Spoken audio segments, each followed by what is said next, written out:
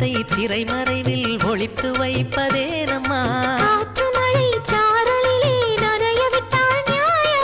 ரசிக்க வந்த ரசிகனின் விழிகளை மூடாதே